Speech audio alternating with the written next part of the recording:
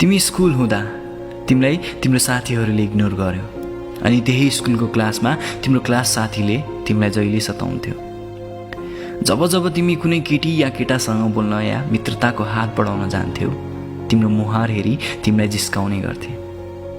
साथीहरूले राम्रो राम्रो खाना पाउँदा तिमी जहिले रोटी चिनी बोकी क्लासमा एक्लै बसेर खान्थ्यौ अनि त्यही एक्लो समयमा सोच्ने गर्थ्यौ, I wish I can be like them.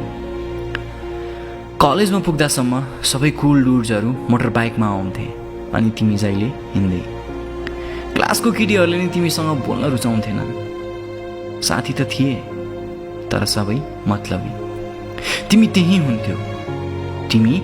हुन्थ्यौ सबैको वरिपरि, तर तिम्रो उपस्थिति एउटा पसलमा राखिएको पुतला झैँ हुन्थ्यो। इम्पोर्टेन्स त छ तर केही समयको लागि।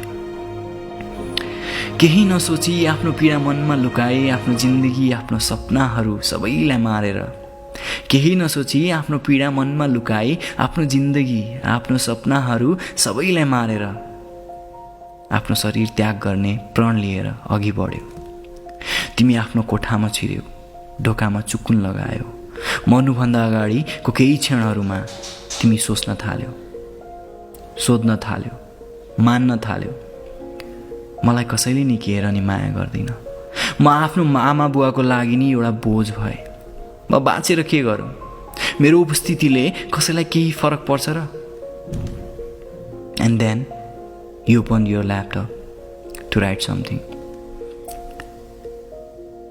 Hey mom and dad, I don't know why I'm doing this.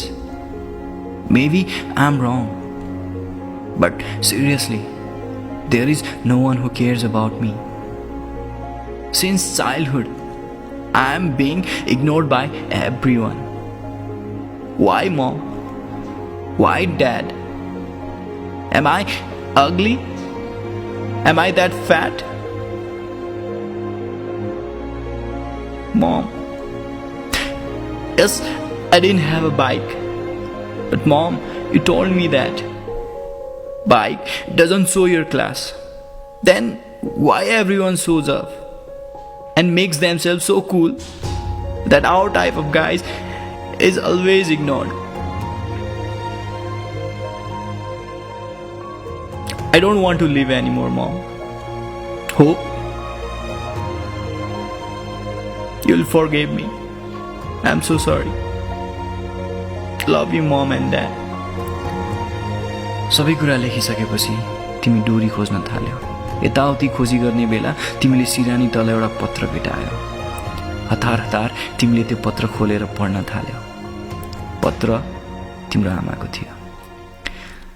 मेरो प्यारो बच्चा, हामीलाई थाहा छ तिमी कति अप्ठ्यारोसँग आफ्नो जिन्दगी बिताउँदैछौ। कति दिन हामीलाई नभनी रुने गर्छौ। हरेक दिन एक्लै समय बिताएर सोच्ने गर्छौ, बुझ्ने गर्छौ। कसैले तिमीलाई मन पराउँदैन।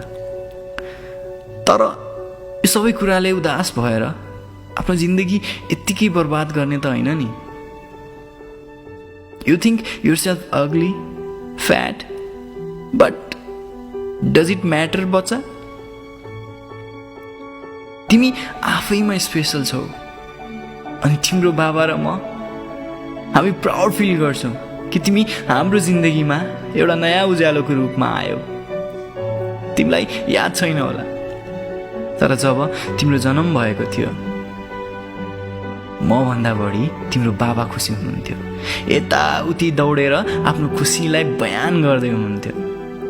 आँखामा हल्का फुल्का आँसु थियो उनको, तर ती खुसीका आँसु थिए। तिम्रो त्यो कोमल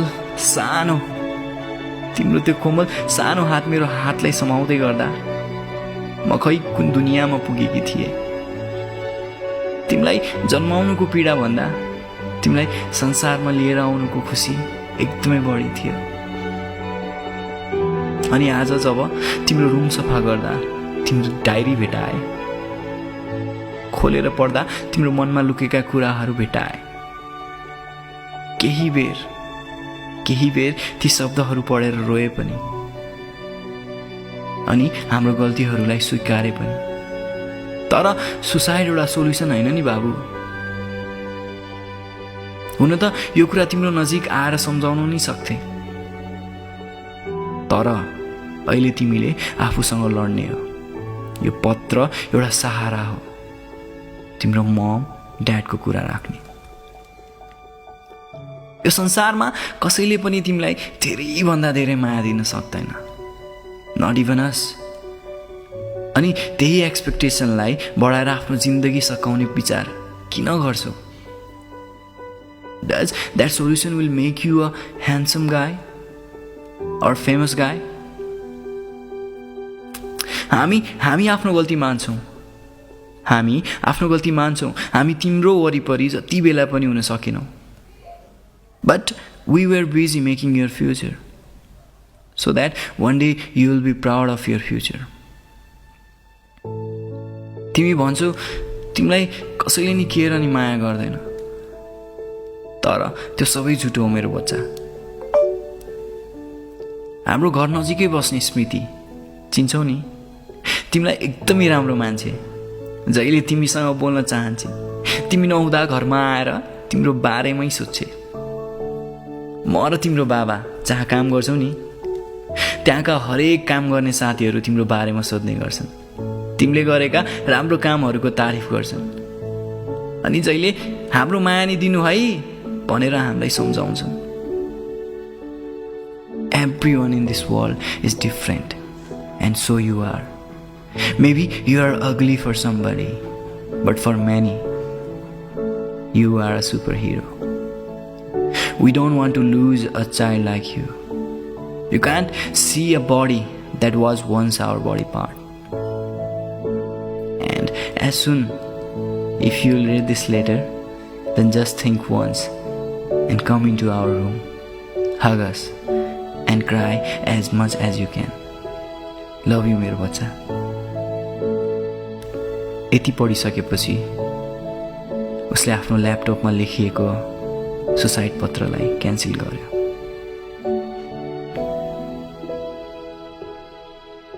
So now guys, do you still want to do suicide? Do you still want to end your life? It's upon you.